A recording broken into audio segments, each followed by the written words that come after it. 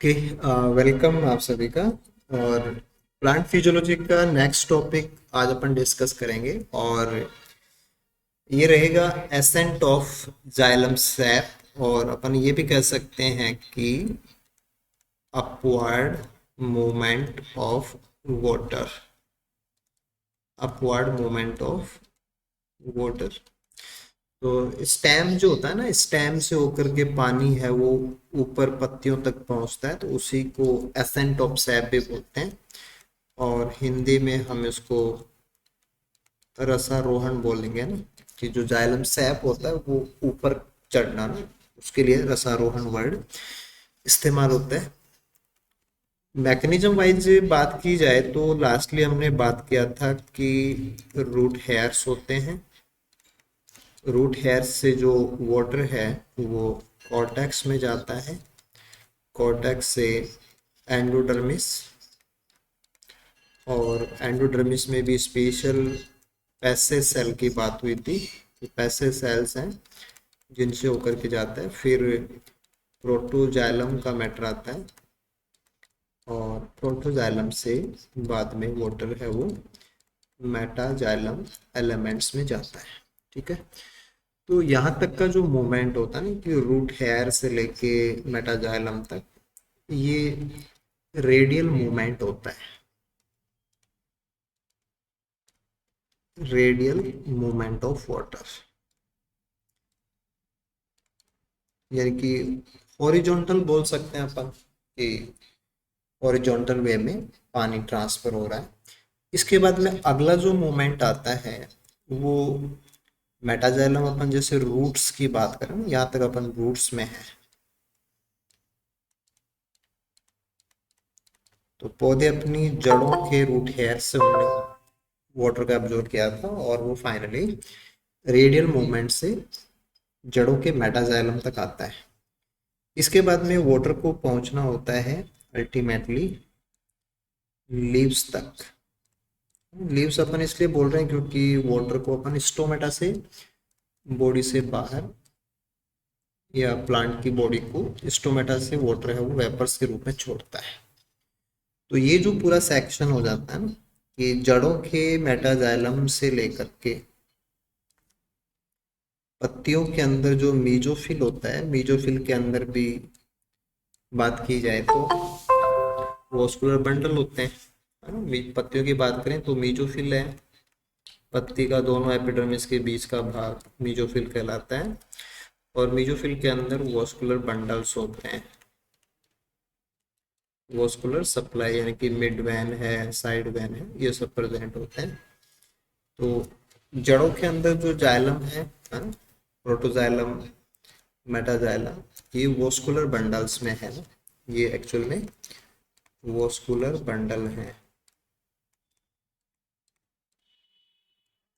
तो vascular bundles तक जो पानी आ गया वो पत्तियों के वॉस्कुलर बंडल तक कंटिन्यू भेजा जाता है।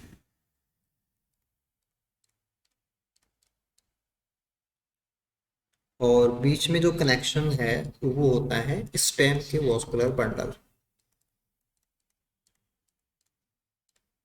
स्टेम के वॉस्कुलर बंडल्स का। तो हमारा जो टॉपिक है वो एक्चुअल में यही है कि जड़ों से लेके और लीव्स तक वाटर का जो सप्लाई है, ये ग्राउंड सरफेस से बिल्कुल अपराइट है ना, बिल्कुल सीधा होता है। कि जमीन से पौधे जमीन के ऊपर खड़े होते हैं तो 90 डिग्री के ऊपर अपन मान सकते हैं, है ना। और वाटर है वो सीधा ऊपर चढ़ता है। तो प्लांट्स पानी को जड़ों से ऊपर तने में ना, स्टेम का मतलब तना भी आ जाएगा, ब्रांच भी आ जाएगा, वो सब एसेंट ऑफ जाइलम शेप में आता है। तो वॉस्कुलर सप्लाई की वजह से पानी ऊपर की तरफ चढ़ता है। ये सारा मैटर एसेंट ऑफ जाइलम सेप कहलाता है, या अपवर्ड मूवमेंट ऑफ वाटर अपन कह सकते हैं। जाइलम सेप को भी थोड़ा सा आप समझ सकते हैं कि जाइलम सेप का मतलब है वाटर प्लस डिजॉल्व्ड मिनरल्स।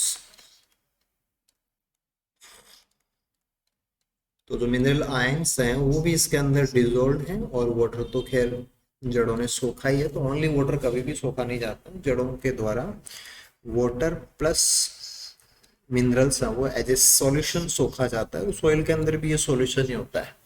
तो एज ए सॉल्यूशन जो सोखा गया था उसको एज ए सॉल्यूशन ही ऊपर तक भेजा जाता है, और ऊपर तक भेजने का जो पूरा प्रोसेस है वो वास्कुलर बंडल्स का होता है, वास्कुलर सप्लाई का होता है। हाँ, तो ये मैटर वास्कुलर सप्लाई का है। और वास्कुलर सप्लाई के हिसाब से बात करें तो ये भी अपन को पता होना चाहिए कि जो टेरिडोफाइट्स हैं, टेरिडो में आपको मिलेगा, जिम्नोस्पर्म्स के अंदर देखने को मिलेगा, और इवन एंजियोस्पर्म्स के अंदर वास्कुलर सप्लाई पाई जाती है। ब्रायोफाइट्स में नहीं होती है। टेरिडोफाइट फर्स्ट वास्कुलर प्लांट हैं, जिम्नो भी हैं, और एंजियो के अंदर भी वास्कुलर सिस्टम पाया जाता है, वास्कुलर सप्लाई मिलेगी। लेकिन प्लांट फिजियोलॉजी के रिगार्डिंग सारा जो ध्यान है वो एंजियोस्पर्म बेस्ड होता है, कि एंजियोस्पर्मिक प्लांट्स हैं वो कैसे पानी को अपवार्ड मूव कराते हैं, वो सारा एसेंट ऑफ जाइलम सैप के अंदर आता है। ठीक है, ये तो कॉन्सेप्ट की बात होगी कि एसेंट ऑफ जाइलम सैप क्या चीज़ है। इसके बाद में हम कुछ और पॉइंट्स पे आते हैं। सबसे पहला पॉइंट आता है कि एक्सपेरिमेंटल वर्क क्या क्या है। एक्सपेरिमेंटल वर्क, तो जाइलम से होकर के ही वाटर का मूवमेंट ऊपर की तरफ होता है। इसका पहला जो ऑथेंटिक एक्सपेरिमेंट है इसको अपन ग्रिडलिंग एक्सपेरिमेंट भी बोलते हैं। ग्रिडलिंग एक्सपेरिमेंट, या इसको अपन रिंगिंग एक्सपेरिमेंट भी बोलते हैं, रिंग बन जाना, रिंगिंग। और हिंदी के अंदर हम इसको विलय प्रयोग बोलते हैं, कि एक रिंग बनाना, विलय प्रयोग। तो इसका जो क्रेडिट है वो मेलपिगी को जाता है, और मेलपिगी ने 1675 के अंदर ये एक्सपेरिमेंट किया था। और इनका जो एक्सपेरिमेंट था, इस एक्सपेरिमेंट में उन्होंने दो प्रकार से एक्सपेरिमेंट किया। इन्होंने जो स्टेम होता है, उस स्टेम के अंदर एक तो इन्होंने बार्क को रिमूव करके देखा, और दूसरा इन्होंने जो वॉस्कुलर सप्लाई है जिसको कि अपन स्टील बोल सकते हैं, और एंजियोस्पर्मिक प्लांट्स हैं तो उसमें अपन सेकेंडरी ग्रोथ हो जाती है तो अपन वुड भी बोल सकते हैं, तो उसको रिमूव किया। जैसे बार्क को तो बाहर से ही रिमूव करना होता है, तो बार्क को रिमूव करना तो आसान होता है, ठीक है। लेकिन अगर बार्क को तो नहीं रिमूव करना हो और अंदर के भाग को रिमूव करना हो तो थोड़ा ध्यान से रिमूव करना पड़ता है कि बार्क को डैमेज कम हो। ऐसा तभी हो सकता है कि बार्क को डैमेज कम करेंगे अपन, बार्क डैमेज मिनिमम रखते हुए, कि उसकी छाल को ज़्यादा दिक्कत नहीं आएगी, बस हम अंदर से जो स्टील है उसको फाइन नाइफ की सहायता से काट के अलग कर देंगे। इसके बाद में इनका ऑब्जर्वेशन हुआ ना, इन्होंने देखा कि जब एक बार तो बार्क हटाई और एक बार बार्क को तो डैमेज नहीं किया, लेकिन अंदर जो स्टील है जाइलम फ्लोएम में उसको डिस्टर्ब किया।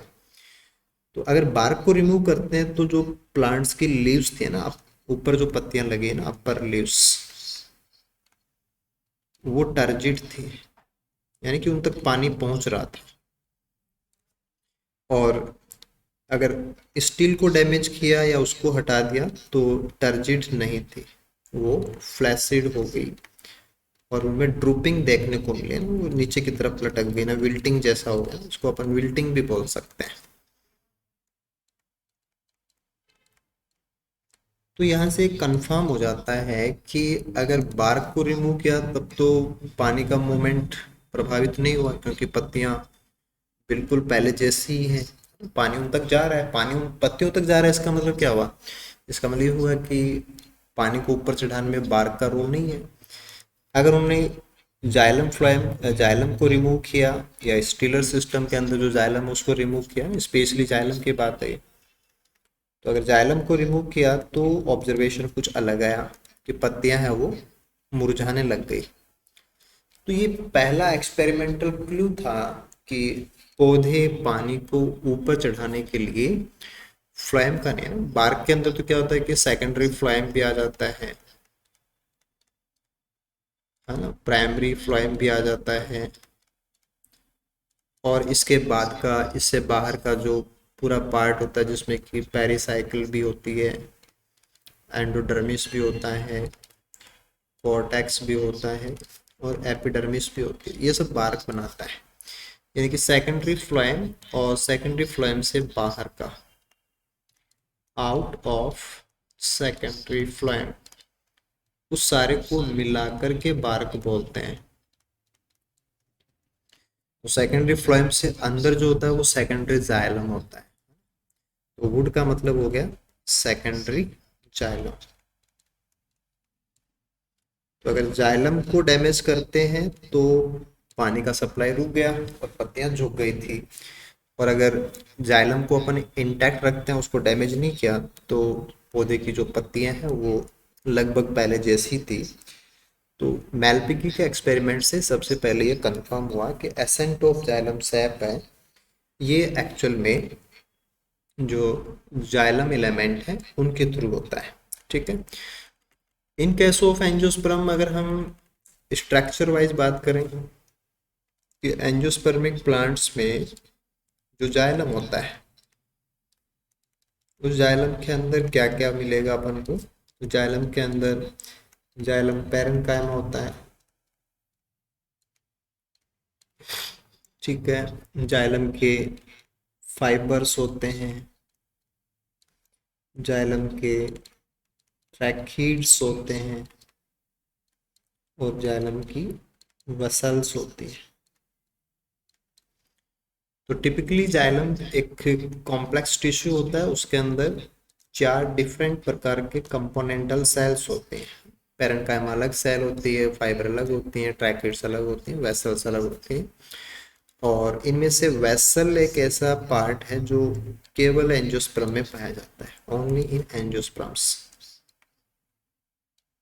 Only in angiosperms. दूसरी खास बात ये है कि अगर हम मैच्योर सेल्स की बात करेंगे तो जाइलम फाइबर, जाइलम ट्रैकिड्स और जाइलम वेसल्स, ये तीनों डेड हो जाते हैं,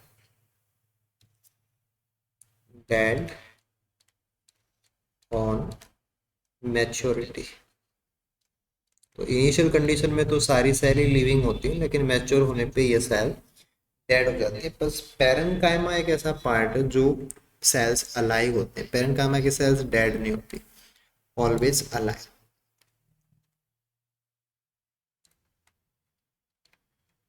तो जाइलम अपने आप में एक स्पेशल टिश्यू हो जाता है कि मैच्योर होने पे सेल्स वो लगभग, पैरेन्काइमा को छोड़ दें तो सभी सेल्स हैं वो डेड हो जाती हैं, पहली बात। दूसरी बात आप ये भी ध्यान में रखेंगे कि जो स्क्लेरेनकाइमेटस फाइबर्स होते हैं, फाइबर स्क्लेरेनकाइमा के बने होते हैं, स्क्लेरेनकाइमा, और ऐसे ट्रैकिड्स हैं, वेसल्स हैं, इन सब के पास हैवी सेल वॉल होती है,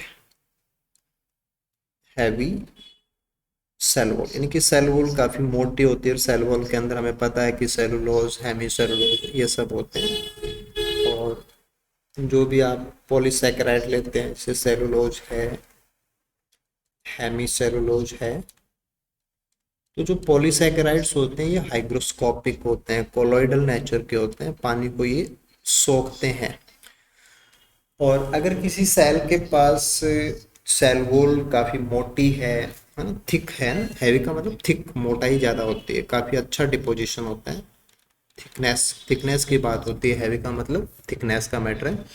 तो इसकी वजह से जाइलम एलिमेंट्स का जो सोल्यूट पोटेंशियल है ये काफ़ी ज़्यादा होता है, कि जितने ज़्यादा थिकनिंग होगी, जितना ज़्यादा पॉलीसैकेराइड्स इनकी वॉल में होंगे, ये पानी को उतना ज़्यादा सोखते हैं, है ना। तो वन थिंग कि अगर अपन को पोटेंशियल वाइज कोई इश्यू देखना हो तो वहाँ पे भी हम इन चीज़ों को अप्लाई कर सकते हैं। तो ये तो मैटर रहा कि प्लांट्स और स्पेशली एंजियोस्पर्म के हिसाब से देखेंगे तो जाइलम एलिमेंट्स हैं, है ना, चाहे वो प्राइमरी जाइलम हो तो उसमें भी ये सब होते हैं और सेकेंडरी जाइलम के अंदर भी ये सब होते हैं। ठीक है, अब अपन बात करते हैं कि एसेंट ऑफ जाइलम सैप को समझाने के लिए या इसको डिमोन्स्ट्रेट करने के लिए कौन कौन सी मैकेनिज्म्स हैं वो सजेस्ट की गई। तो this is the matter of mechanisms. तो एसेंट ऑफ जाइलम सैप को समझाने के लिए जो मैकेनिज्म दी गई थी उनको हम कैटेगराइज कर सकते हैं।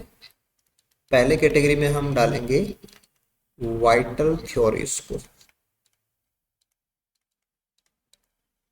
वाइटल का मतलब लिविंगनेस से होता है, यानी कि ऐसा मैकेनिज्म जिसके लिए लिविंग सेल जिम्मेदार हो, लिविंग सेल्स रिस्पॉन्सिबल। यानी कि यहाँ पे वो थ्योरी आएंगी जिनमें पानी को ऊपर चढ़ाने के लिए लिविंग सेल्स, यानी कि जो जाइलम की लिविंग सेल्स हैं वो इम्पोर्टेंट मानी गई है। दूसरा जो लेवल हो सकता है वो है रूट प्रेशर थ्योरी, कि जड़ों के अंदर एक प्रेशर डेवलप होता है और उसकी वजह से पानी है वो ऊपर चढ़ता है। और एक तीसरा लेवल कॉन्सेप्ट का हो सकता है वो है फिजिकल थ्योरीज, फिजिकल थ्योरीज। तो एसेंट ऑफ जाइलम जो है उसको समझाने के लिए तीन प्रकार के अप्रोच हैं। एक वाइटल थ्योरीज दी गई है, एक रूट प्रेशर थ्योरी दी गई है और कुछ थ्योरीज हैं वो फिजिकल थ्योरीज कैटेगरी की हैं। फिजिकल का मतलब physical forces only, no living cell, कोई लिविंग सेल का कोई लेना देना नहीं है। ठीक है, ऐसे ही नो रोल ऑफ रूट्स, जड़ों का भी कोई मतलब नहीं है। बस कुछ फोर्सेज हैं, फिजिकल फोर्सेज, है ना, जो भौतिक बल होते हैं, फिजिकल फोर्सेज, उनकी वजह से पानी अगर ऊपर चढ़ रहा तो फिजिकल फोर्सेस। तो मैकेनिज्म्स को ब्रॉडली तीन लेवल में हम कैटेगराइज कर सकते हैं। अब हम एक एक करके इनके बारे में बात कर लेते हैं। तो सबसे पहले अपन लेते हैं वाइटल थ्योरीज को।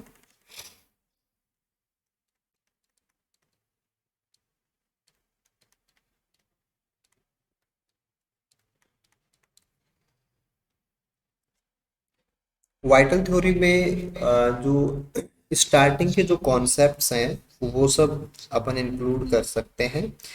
जैसे अपन बात करें कि 1883 का मैटर है और ये है, दिस इज वेस्टमेयर।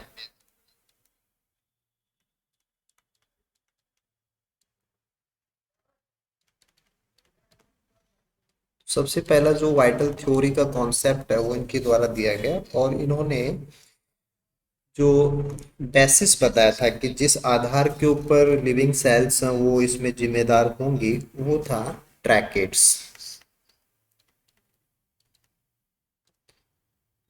कि जो ट्रैकेट सेल्स हैं उनके वाइटल फोर्सेस की वजह से पानी है वो ऊपर चढ़ता है। और इनका ऐसा मानना था कि जो ट्रैकेट्स हैं वो पानी को होल्ड भी करती हैं, hold water as reservoir. Tracheids, tracheids जैसे पतली लंबी दोनों किनारों के ऊपर टेपर्ड किनारे वाले लंबी सेल्स हैं जो कि मैच्योर होने पर डेड हो जाती हैं और इनकी जो भित्ति है उसके ऊपर पिट्स पाए जाते हैं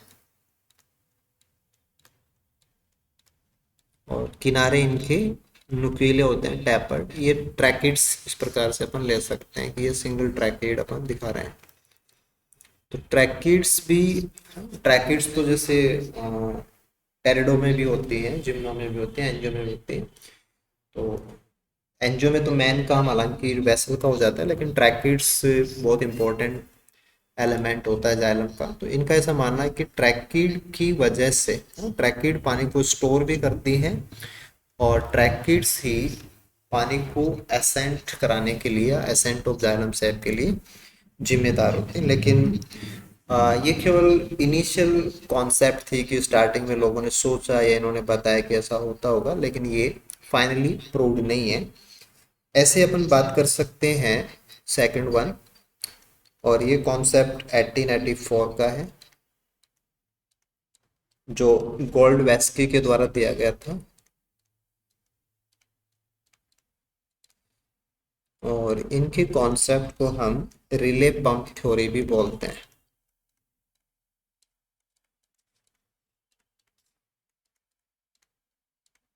क्योंकि कंपटीशन एग्जाम के जो क्वेश्चंस होते हैं ना, वो पर्टिकुलर थ्योरी के बाय नेम से इस प्रकार से भी आते हैं।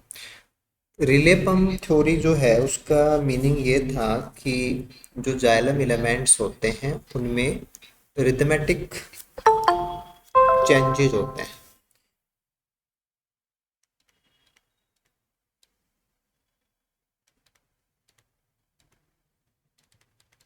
रिथमेटिक चेंजेस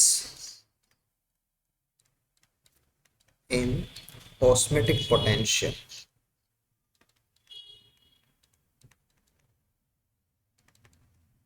कि जाइलम एलिमेंट्स का जो ऑस्मेटिक पोटेंशियल है वो कम ज़्यादा ऐसे बार बार चेंज होता रहता है ना, कि उसमें रिदम्स पाए जाते हैं कि एक बार कम होगा फिर ज़्यादा होगा फिर कम होगा फिर ज़्यादा होगा।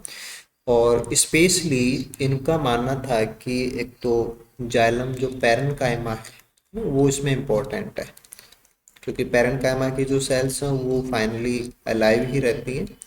तो जाइलम पैरेन्काइमा की सेल्स, और इसमें भी स्पेशली जब अपन सेकेंडरी ग्रोथ की बात करते हैं तो जो मेडुलरी रेज पाए जाते हैं, मेडुलरी रेज। तो मेडुलरी रेज की जो पैरेन्काइमेटस सेल्स हैं वो पैरेन्काइमेटस सेल्स लगातार बार बार रिदमेटिक चेंजेस उनमें होते हैं, और जैसे कोई पंपिंग होती है ना, उस प्रकार का पंपिंग जैसा फिनोमेना होता होगा और उससे पानी ऊपर चढ़ता है, ऐसा गोल्डवेस्की का मानना था। लेकिन ये कॉन्सेप्ट भी बाद में डेक्लाइन कर दी गई थी, क्योंकि ऐसे कोई मूवमेंट है वो ऑब्जर्वेबल नहीं है ना, कि जाइलम पेरेन्काइमा सेल्स हैं वैसे रिदमेटिक चेंजेस उनमें होते हैं, ऐसा कुछ ऑब्जर्वेबल नहीं था। तो ये थ्योरी बाद में कैंसिल हो गई। इसके बाद में नेक्स्ट अपन ले सकते हैं 1887 का मैटर है, और ये मैटर जेन्स का है। इसको अपन जेन्स थ्योरी के नाम से भी जानते हैं। और एसेंट ऑफ जाइलम सैप के लिए जो ये थ्योरी दी गई थी उसमें ये था कि जो वेसल्स हैं, जाइलम की जो वेसल्स होती हैं वो वन एंड से पानी को पिकअप करती है ना, एक एंड से पानी को वो पिकअप करेंगी, और जो दूसरा एंड होता है सेकंड एंड, वहां से ये पानी को रिलीज करते हैं।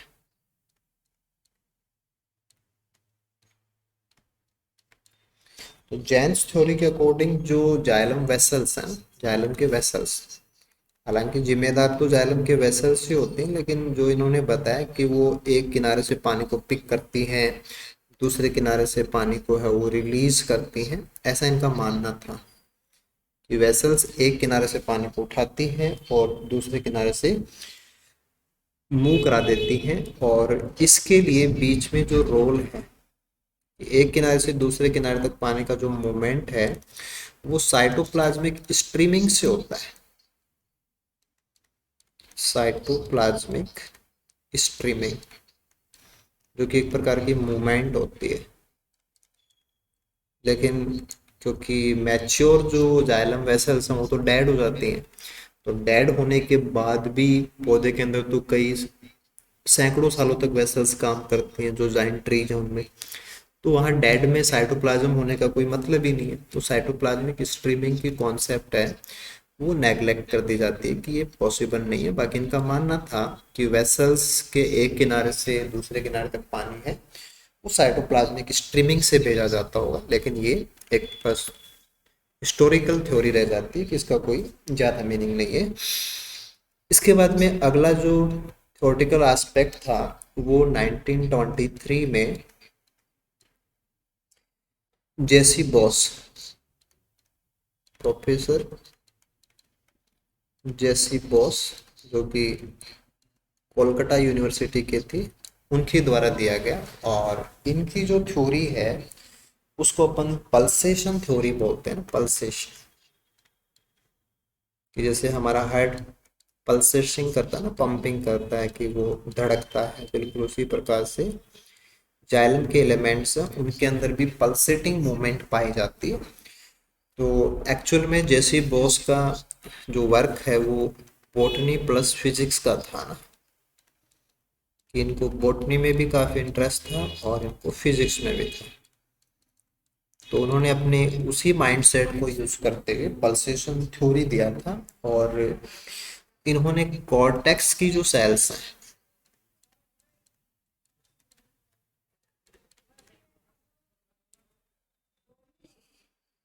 कॉर्टेक्स की सेल और कॉर्टेक्स की सेल्स के अलावा जो लास्ट में अपन को एंडोडर्मिस मिल जाएगा, क्योंकि कॉर्टेक्स की सबसे अंदर की परत को अपन एंडोडर्मिस बोलते हैं।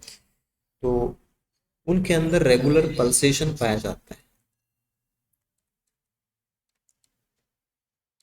कि वो जैसे हमारा हार्ट पंपिंग करता है वैसे वो सेल पंपिंग करती है, just like pumping like phenomena.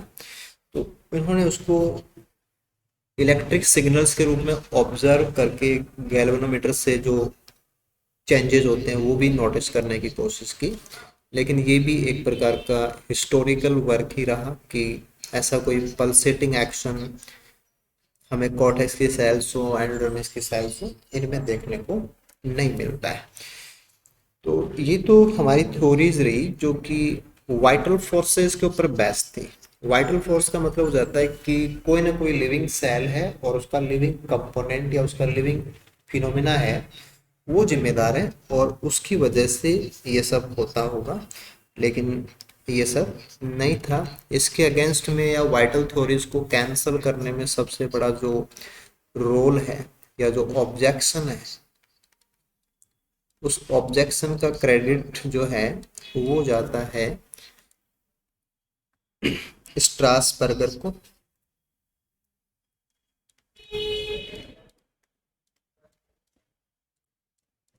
और इन्होंने 1891 में एक एक्सपेरिमेंट किया, और जो ओक ट्रीज होते हैं,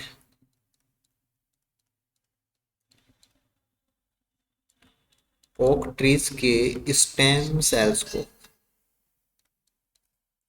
सेल्स को इन्होंने डेड कर दिया, dead by using picric acid. तो पिक्रिक एसिड के इस्तेमाल से स्टेम सेल्स को इन्होंने डेड कर दिया। जैसे पिक्रिक एसिड की पहली डोज दी तो स्टेम की सेल्स खत्म हो गई, डेड हो गई। उसके बावजूद भी स्टेम की सेल्स ने सेकंड डोज को ट्रांसफर किया, उसका एसेंट किया, यानी कि अपवर्ड मूवमेंट। तो पिक्रिक एसिड को जड़ों से डाला तो डेड हो गया सिस्टम, और स्टेम की जो लिविंग सेल्स हैं, लिविंग सेल खत्म हो गई।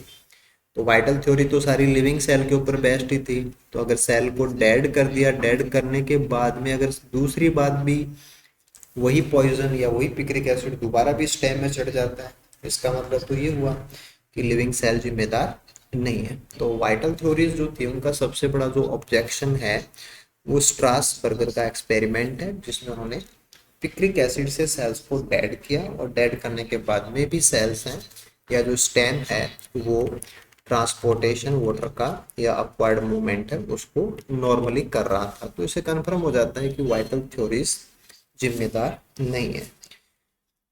तो इसके बाद में अगला कॉन्सेप्ट आता है वो है रूट प्रेशर थ्योरी, कि पौधे की जड़ों के अंदर एक प्रेशर डेवलप होता है और प्रेशर की वजह से पानी है वो ऊपर की तरफ चढ़ता है। और ये कॉन्सेप्ट है, ये प्रिस्टले की है।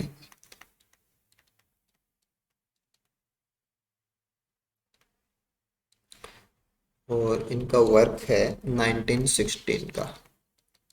तो 1916 में जोसेफ प्रेस्टले जो है, इन्होंने ये कॉन्सेप्ट दिया कि रूट प्रेशर है ना, कि जड़ों के अंदर एक प्रेशर डेवलप होता है और उस प्रेशर की वजह से पानी है वो ऊपर की तरफ चढ़ता है। और इसका जो एक्सपेरिमेंटल सपोर्ट है कि क्या सच में ऐसा होता है या इसकी कोई एग्जिस्टेंस है या नहीं, या ऐसा पॉसिबल होता है कि नहीं, उसका एक बहुत ही सिंपल सा अपन को देखने को मिलता है जब हम बात करते हैं ब्लीडिंग की।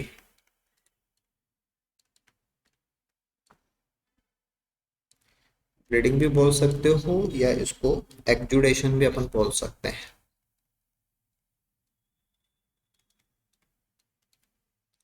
तो अगर हम किसी स्टेम को काटते हैं ना, जैसे कोई स्टेम हो और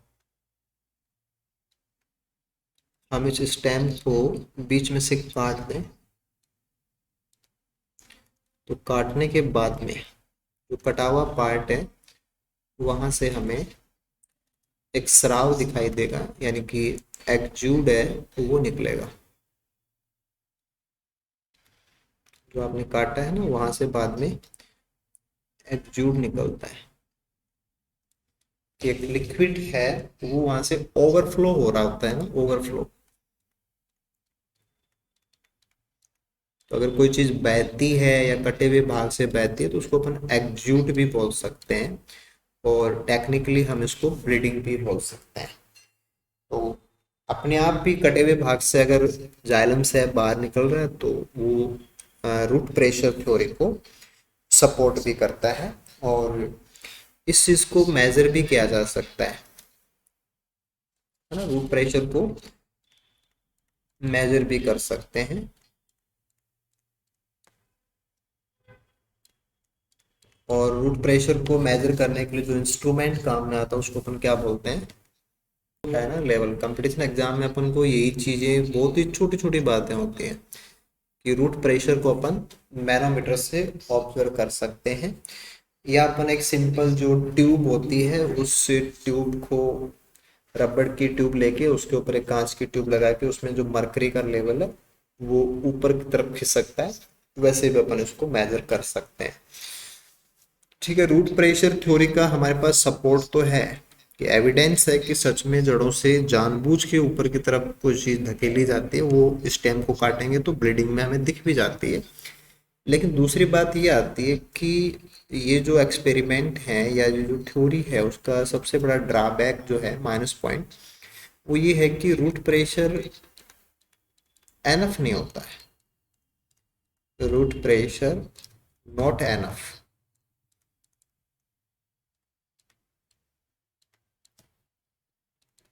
टू ए सफिशिएंट हाइट। जैसे प्लांट्स की हाइट है वो तो कई मीटर तक होती है, तो इतनी ज़्यादा हाइट तक रूट प्रेशर से पानी है वो नहीं पहुंचाया जा सकता। तो ये बहुत बड़ा प्रॉब्लम आता है। दूसरा प्रॉब्लम आता है कि अगर सॉइल में वाटर की कमी हो जाए, soil water deficiency,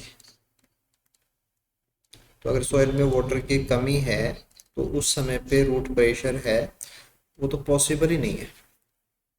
root pressure soil के अंदर पानी एडिक्वेट होने पे ऑब्जर्व हो सकता है, बाकी सॉइल में अगर पानी की कमी है या ड्राई सॉइल है तो ड्राई सॉइल होने पे तो रूट प्रेशर पॉसिबल ही नहीं हो सकता।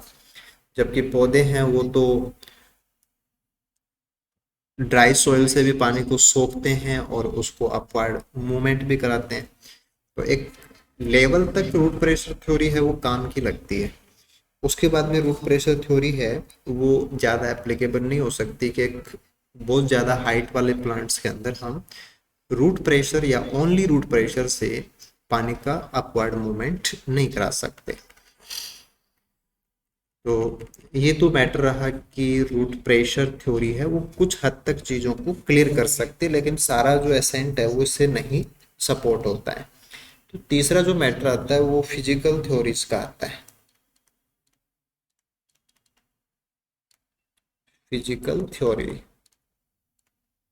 तो जैसा कि नाम से ही समझ सकते हैं कि यहाँ पे लिविंग सेल का कोई कनेक्शन नहीं है, ओनली फिजिकल फोर्सेस जिम्मेदार होते हैं।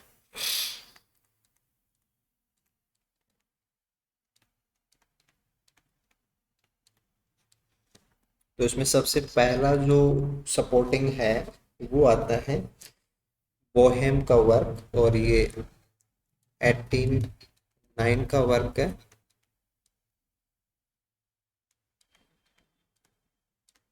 और इन्होंने जो कॉन्सेप्ट दिया था उसको अपन कैपिलैरिटी थ्योरी बोलते हैं। कैपिलैरिटी थ्योरी, इनका ऐसा मानना था कि जो जाइलम एलिमेंट्स होते हैं, जो जाइलम के एलिमेंट्स हैं, स्पेशली जो वेसल्स हैं, वो vessels end to end connect होती हैं, है ना। वो एंड टू एंड कनेक्ट करेंगे तो अपन उसको दिखा सकते हैं कि ये जाइलम वेसल है, और ये पहली वेसल हो गई, और फिर अपन नीचे दूसरी वेसल दिखा सकते हैं। ये एंड टू एंड कनेक्ट होते हैं, और ये अंदर से खोखले होते हैं। तो ये स्ट्रक्चर उनका ये मानना था कि कैपिलरी जैसा है, जैसे कांच की ट्यूब होती है कैपिलरी।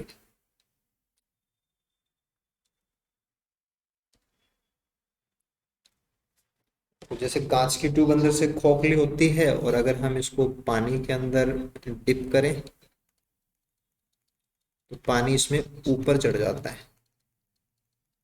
पानी का ये जो मूवमेंट है उसको अपन कैपिलरी एक्शन बोलते हैं। तो सेम उसका सिमिलर रोल है, या उसके सिमिलर जैसा अपन जाइलम एलिमेंट्स के लिए ले सकते हैं कि वो अंदर से खोखले होते हैं और वो कैपिलरी की तरह बिहेव करते हैं, बिहेव एज कैपिलरी, और पानी इनमें अपने आप चढ़ता है। This is capillarity.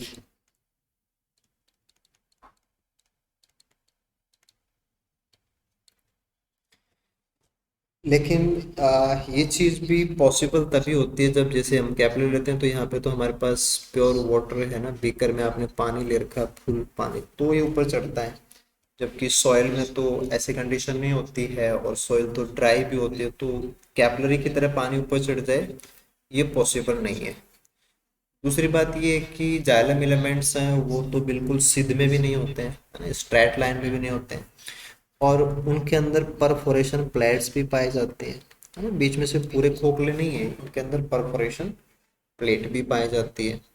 तो एग्जैक्टली कैपिलरी जैसा वर्क है ना, पूरा का पूरा एसेंट है वो कैपिलरी बेस्ड नहीं हो सकता।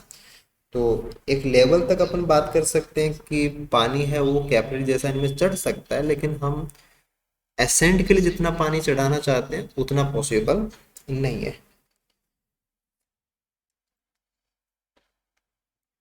इसके बाद में नेक्स्ट अपन बात कर सकते हैं, ये रहेगा इम्बाइबिशन थ्योरी,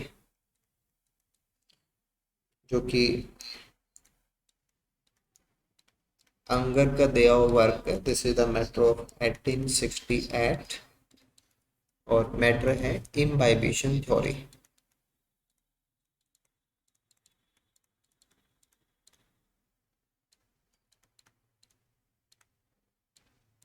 इम्बाइबिशन थ्योरी का मतलब ये होता है कि जो पॉलीसैकेराइड्स हैं, जाइलम एलिमेंट्स हैं, वेसल्स हैं, ट्रैकेट्स हैं, तो जाइलम के जो वेसल्स हैं, ट्रैकेट्स हैं, उनमें सेल वॉल है ना, और उनकी सेल वॉल के अंदर सेलुलोज का जमाव है, और वो जो थिक सेल वॉल है वो पानी को सोखती है, क्योंकि जो इम्बाइबिशन है उसका मतलब होता है पानी को सोखना। तो पानी है वो जाइलम एलिमेंट्स वो सोखते रहते हैं, और उनसे पानी है वो अपवर्ड मूव करता रहता है। तो एक लेवल तक ये बात सही है कि जाइलम एलिमेंट्स की सेल वॉल काफी मोटी है, उनमें पॉलीसैकेराइड्स हैं, उनसे सॉल्यूट पोटेंशियल क्रिएट होता है, वो पानी को इम्बाइब कर सकती है। लेकिन एक बार के लिए ऐसे सोचें कि पूरे पौधे में हाइड्रोस्टैटिक सिस्टम होता है ना। पौधे के अंदर तो जो जाइलम एलिमेंट्स है वो हमेशा भीगे हुए होते हैं, है ना। जैसे इम्बाइबिशन, जैसे आपके पास कोई वुड है, लकड़ी है ना, अगर पहली बार उसको भिगोते हैं तब तो वो भीगेगी, फूलेगी, लेकिन अगर आप भीगी हुई को और भिगोगे तो वो और थोड़ी इम्बाइबिशन करती है, और इम्बाइबिशन नहीं करती। तो एक बार अगर जाइलम एलिमेंट सूखे हैं तब तो मान लो कि पानी वो सोख लेंगे, लेकिन प्लांट के अंदर तो जाइलम एलिमेंट्स हमेशा ही पानी के संपर्क में रहते हैं, तो वो तो हमेशा ही भीगे हुए हैं। तो इम्बाइबेशन थ्योरी कोई ज़्यादा वेटेज नहीं रख पाती, क्योंकि इम्बाइबेशन तो तब होता है ना जब वाटर पहले से नहीं होता है, जबकि जाइलम एलिमेंट्स हैं ये सब तो लगातार पानी के संपर्क में, तो वैसे ही मॉइस्चर होते हैं, तो ये चीज़ पॉसिबल नहीं है। इसके बाद में नेक्स्ट थ्योरी है, वो अपन ले सकते हैं एटमॉस्फेरिक प्रेशर थ्योरी।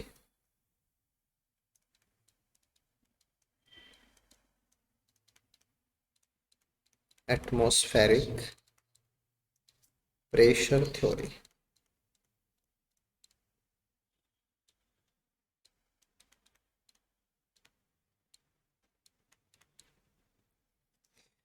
ठीक है, ये वर्क भी बोहेम का ही है, इन्होंने ही रिफाइन किया इस चीज को, और ये जो थ्योरी दी, और ये एक्चुअल में फिजिकल फोर्स बेस्ड है कि पत्तियां हैं वो पानी को लॉस्ट करती हैं, लीव्स लॉस्ट वाटर, कि लगातार ट्रांसपायरेशन होगा, वाष्पोषण होता रहता है, और पत्तियों से जो पानी है वो लगातार ट्रांसपायरेशन के थ्रू लॉस्ट होता रहता है। तो एटमॉस्फेरिक प्रेशर जो है उसकी वजह से एटमॉस्फेरिक प्रेशर,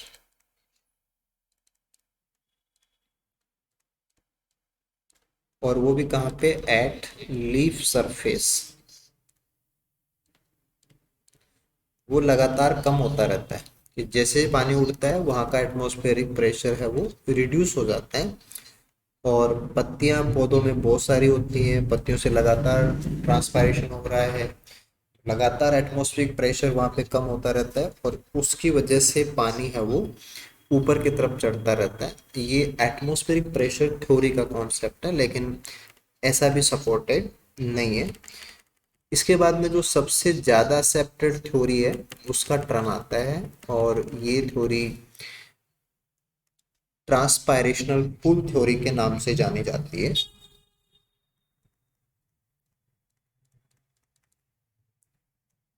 ट्रांसपायरेशनल पुल, पुल का मतलब खिंचाव होता है, कि पत्तियों से पानी लगातार उड़ता रहता है, और पूरे प्लांट के अंदर एक हाइड्रोस्टैटिक सिस्टम है। जैसे अपन लीव्स की बात करें तो लीव्स से पानी लॉस्ट होगा, तो अपन देखें तो गार्ड सेल से जा सकते हैं, गार्ड सेल, गार्ड सेल से बाद में पास में आएंगे तो सब्सिडियरी सेल्स आएंगे जो सहायक कोशिकाएं होती हैं, सब्सिडियरी सेल्स, सब्सिडियरी सेल से नीचे आएंगे तो मेजोफिल सेल्स हैं, मेजोफिल सेल से नीचे आएंगे तो अपन को वॉस्कुलर सप्लाई मिल जाएगी, वॉस्कुलर सप्लाई, और वॉस्कुलर सप्लाई से नीचे आएंगे तो ये तो लीफ का वॉस्कुलर सप्लाई है, उसके बाद में अपन को स्टेम का वॉस्कुलर सप्लाई मिल जाएगा, उसके बाद में और नीचे आएंगे तो अपन को रूट का वॉस्कुलर सप्लाई मिल जाएगा, और फर्दर नीचे आएंगे तो हमें रूट हेयर तक पहुंच जाएंगे अपन। तो गार्ड सेल से लेके रूट हेयर तक कंटिन्यूस वाटर होता है, इसको अपन हाइड्रोस्टैटिक सिस्टम बोलते हैं, हाइड्रोस्टैटिक सिस्टम। तो जैसे ही गार्ड सेल से पानी की कमी होगी तो हाइड्रोस्टैटिक सिस्टम के अंदर एक खिंचाव पैदा होगा, यानी कि पुलिंग लगेगी एक, कि ऊपर से पानी जैसे उड़ेगा तो एक खिंचाव पैदा होगा, और ये खिंचाव लगातार पूरे सिस्टम में काम करता है, और जड़ों तक यानी कि रूट हेयर तक पूरा पानी एक ही है। तो ऊपर से जो खिंचाव बन रहा है वो खिंचाव रूट हेयर तक चलता है। ठीक है, इसमें दो चीजें आ जाती हैं, कि एक तो पानी, पानी के साथ जुड़ा हुआ रहता है, वरना तो खिंचाव लगाएंगे तो बीच में से पानी टूट सकता है, उसको तो अपन बोलते हैं कोहिजन फोर्सेस, कोहिजन फोर्स। है ना, सहसंजन बल। और एक दूसरा पानी लगातार जाइलम के संपर्क में है, तो वाटर एंड जाइलम की सेल वॉल। तो उसके साथ में जो फोर्स होता है उसको अपन बोलते हैं एडहीशन फोर्स। हिंदी में उसको बोलेंगे आसंजन बल। तो इन दो पावर की वजह से, एक तो है आपका cohesion force and one is adhesion force, उनकी वजह से पानी एक पूरा सिस्टम बना के, एक कंटिन्यूस सिस्टम बनाता है, टूटता नहीं है पानी कहीं से भी। तो जैसे अपन ऊपर से पुलिंग करेंगे या ट्रांसपायरेशन पुल जैसे ही काम करेगा, तो पूरा पानी खींचेगा और नीचे तक रूट हेयर तक ये पुलिंग आएगी, और कहीं से भी पानी है वो टूट नहीं सकता। और यही ट्रांसपायरेशनल पुल थ्योरी है। तो पानी को लगातार खींचने पे भी पानी ना टूटे, जैसे आपके पास कोई लोहे का तार हो, आप उसको खींचे तो वो लंबा हो जाएगा, पतला हो जाएगा, लेकिन टूटेगा नहीं। तो इसको अपन बोलते हैं टेंसिल स्ट्रेंथ, तनन सामर्थ्य, टेंसिल स्ट्रेंथ। तो अगर हम पूरे पौधे के अंदर जो पानी का तंत्र है उसको अगर खींचे भी तो वो टूटेगा नहीं, क्योंकि उसके अंदर एक टेंसिल स्ट्रेंथ है, तनन सामर्थ्य। और उसका कारण क्या है? उसका कारण है कोहेजन एंड एडहेशन फोर्सेस। तो ये सबसे ज़्यादा एक्सेप्टेड थ्योरी है कि ट्रांसपायरेशनल पुल की वजह से जो डीपीडी है ना, डिफ्यूजन प्रेशर डेफिशिएंट, तो गार्ड सेल की डीपीडी, डिफ्यूजन प्रेशर डेफिशिएंट, यहाँ पे हाई होता है। तो जैसे ही गार्ड सेल से पानी उड़ेगा, सब्सिडियरी सेल से पानी खिंच जाता है। जैसे ही सबसे खींचेगा मीजोफिल से खींच जाता है, फिर वो नीचे वॉस्कुलर से खींचते हैं, फिर स्टेम की सप्लाई से पानी खींचता है। तो डीपीडी की वजह से ये पानी खींचता है। और फिर फाइनली जो जड़ें हैं वो सॉइल में से, या जो सॉइल वाटर है उसको, क्योंकि वो भी कंटिन्यूटी में है, तो वो उसको पिकअप करते हैं। तो transpiration pull theory most acceptable theory है। और ये थ्योरी जो है वो 1894 के अंदर डिक्सन एंड जोली के द्वारा दी गई है। डिक्सन एंड जोली। तो एसेंट ऑफ सैप जो एक काफ़ी इम्पोर्टेंट टॉपिक हो जाता है, तो डिक्सन एंड जोली उसको कंप्लीटली समझाने में कैपेबल है। इसके बाद में कुछ और इशू आ सकते हैं, और उसमें सबसे बड़ा इशू आता है जब ट्रांसपायरेशन रेट हाई होती है। ट्रांसपायरेशन की रेट तो बहुत ज़्यादा होती है, यानी कि पौधे बहुत ज़्यादा वाटर लॉस कर रहे हैं, लेकिन उस समय पे सोयल वाटर डेफिशिएंसी हो, कि सोयल में वाटर की कमी है और पौधे पानी को ज़्यादा ट्रांसपायरेशन में लॉस्ट कर रहे हैं। तो पौधा पानी सोखता कम है, एब्जॉर्प्शन कम हो रहा है, और पौधा पानी को रिलीज ज़्यादा कर रहा है। तो उस वाले कंडीशन के अंदर जो कंटिन्यूटी यानी कि जो हाइड्रोस्टैटिक सिस्टम वो डिस्टर्ब हो जाता है। हाइड्रोस्टैटिक सिस्टम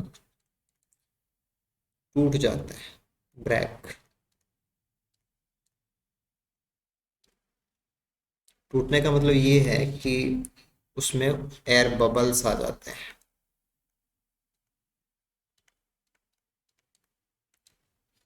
ना वो ये कि जैसे अपन ऊपर से पिस्टल से किसी पाइप में से खींचे और नीचे पानी ना हो तो वो हवा ले लेती है ना, वैसे इसमें एयर बबल्स आ जाते हैं, क्योंकि जो जाइलम के एलिमेंट्स हैं उनके अंदर पिट्स प्रेजेंट हैं, है ना, और इंटर मेम्ब्रेन स्पेस के अंदर जो हवा है वो इन पिट्स से अंदर जा सकती है। पिट्स होते हैं, सिंपल पिट हैं, बॉर्डर्ड पिट्स हैं, पेयर्ड पिट्स हैं, तो इनसे हवा अंदर जा सकती है।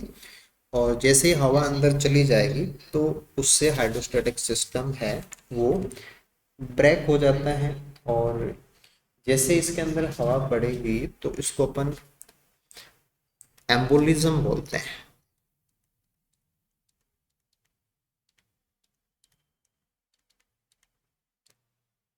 या इसको अपन एयर सीडिंग भी बोल सकते हैं।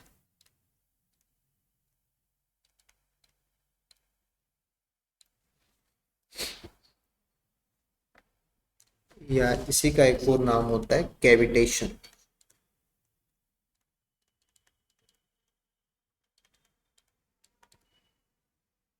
तो जब ट्रांसपायरेशन पुल बहुत तेज हो गया हो और जड़ों से पानी उतना ज़्यादा नहीं सोखा जा रहा है, तो जाइलम एलिमेंट्स के अंदर एयर बबल्स आ जाएंगे, और उन एयर बबल्स के क्रिएट होने को ही आप एम्बोलिज्म बोल सकते हो, या एयर सीडिंग बोल सकते हो, या कैविटेशन बोल सकते हो। इससे क्या होगा, इससे हमारा हाइड्रोस्टैटिक सिस्टम टूट जाएगा। अगर हाइड्रोस्टैटिक सिस्टम टूट जाता है तो डिक्सन जोली की जो कॉन्सेप्ट है वो काम नहीं करेगी। तो ये सबसे बड़ा ड्रॉबैक था। इसका एक ऑब्जेक्शन है कि कैविटेशन आ जाए या एम्बोलिज्म बोले या एयर सीडिंग आ जाए तो कंटिन्यूटी डिस्टर्ब हो जाती है। तो इसका जो आंसर है कि ये फिर पॉसिबल कैसे है, तो उसमें एक आंसर तो अपने पास ये है कि सेवरल जाइलम एलिमेंट्स एक साथ काम करते हैं। तो अगर किसी में कैविटेशन आता भी है तो दूसरों से होकर के कंटिन्यूटी है वो बनी भी रह सकती है। और दूसरा ये है कि जैसे ही दोबारा से ट्रांसपायरेशन की रेट कम होती है, मान लो कि एक बार ट्रांसपायरेशन की रेट ज़्यादा है तो कैविटेशन हो गया, लेकिन शाम होने पे ट्रांसपायरेशन की रेट डिक्रीज होगी, तो डिक्रीज होने पे ये एयर बबल्स हैं वो डिसअपियर हो जाते हैं और वापस पानी उनकी जगह ले लेता है। तो एयर बबल्स डिसअपियर भी हो सकते हैं, लेकिन वो तभी होंगे जब जड़ें पानी को ट्रांसपायरेशन से ज़्यादा सोख रही हो। वो ट्रांसपायरेशन की रेट कम होने पे होता है। तो एक से ज़्यादा जाइलम एलिमेंट लगे हैं तो सारे बंद हो जाएंगे, ऐसा सीन नहीं होता है। और जो बंद हो भी गए हैं वो दोबारा से चालू हो जाते हैं, क्योंकि ट्रांसपायरेशन की रेट जैसे कम होती है तो एयर बबल्स हैं वो रीअब्जॉर्ब हो जाते हैं। तो ये इसको दोबारा से सपोर्ट कर देते हैं। इसलिए हमारा जो ट्रांसपायरेशन पुल कॉन्सेप्ट है ये सबसे ज़्यादा वाइड एंड एक्सेप्टेबल कॉन्सेप्ट हो जाता है। कैविटेशन या जो एयर बबलिंग है या एयर सीडिंग है, ये सॉइल वाटर की डेफिशिएंसी होने पे भी हो सकती है। इसी प्रकार से फ्रीजिंग पे भी हो सकती है। कैविटेशन सॉइल वाटर डेफिशिएंसी से जुड़ा हुआ भी हो सकता है ना। ये फ्रीजिंग से भी हो सकता है कि जहाँ पे टेम्परेचर बहुत कम होता है तो फ्रीजिंग से भी ये हो सकता है। और इवन कुछ पैथोजेंस हैं वो भी ऐसा काम कर सकते हैं कि जो वॉस्कुलर फंजाई होते हैं, वॉस्कुलर फंजाई जो वॉस्कुलर डिजीज देते हैं ना, वो भी हाइड्रोस्टैटिक सिस्टम को डिस्टर्ब कर सकते हैं। तो हाइड्रोस्टैटिक सिस्टम का डिस्टर्ब होना एक जनरल सी बात है कि पानी कम हो गया या फ्रीजिंग हो गई या किसी पैथोजन की वजह से ऐसा हो सकता है। तो हमें वहाँ पे एम्बोलिज्म, एयर सीडिंग या हम कैविटेशन ऐसे नाम ले सकते हैं। तो उससे लगता है कि डिक्सन जूली की कॉन्सेप्ट है वो फेल हो जाएगी, या ट्रांसपायरेशन पुल है वो मतलब एफिशिएंट काम नहीं कर पाएगा। लेकिन कई सारे जाइलम एलिमेंट्स हैं और फिर ट्रांसपायरेशन की रेट कम होते ही कैविटेशन है वो डिसअपियर हो जाता है। इसलिए ये कॉन्सेप्ट दोबारा से सपोर्ट हो जाती है और मोस्ट एक्सेप्टेबल थ्योरी के रूप में हम डिक्सन एंड जूली की कॉन्सेप्ट को लेते हैं। तो फिजिकल फोर्सेस ज़्यादा अच्छे तरीके से एसेंट ऑफ सैप को समझा पाते हैं, है ना। वाइटल चीज़ें सारी नेगलेक्ट हैं, ठीक है। और ओवरऑल जो क्वेश्चंस हैं, है ना, फाइनली कुछ पैट एरिया होते हैं जैसे कैविटेशन वगैरह एक नया है, नया तो नहीं मतलब एक अच्छा पॉइंट बता सकते हैं। एम्बोलिज्म है ना, टर्म टर्म वाइज अच्छा पॉइंट हो सकता है ना। कैविटेशन में कौन जिम्मेदार है, एयर बबल्स हैं, एयर सैक्स हैं, ठीक है। फ्रीजिंग से भी हो सकता है या पैथोजन से भी हो सकता है। तो क्वेश्चनेबल पॉइंट्स को आप बिल्कुल से कवर करेंगे। और आई होप एक छोटा सा टॉपिक था हमारा, और हिस्टोरिकल चीज़ें भी इसमें अपन ने सारी ले ली हैं, कॉन्सेप्चुअल लेवल पे भी हमने बात कर लिया। तो आई होप ये सारा आपको क्लियर हो गया होगा।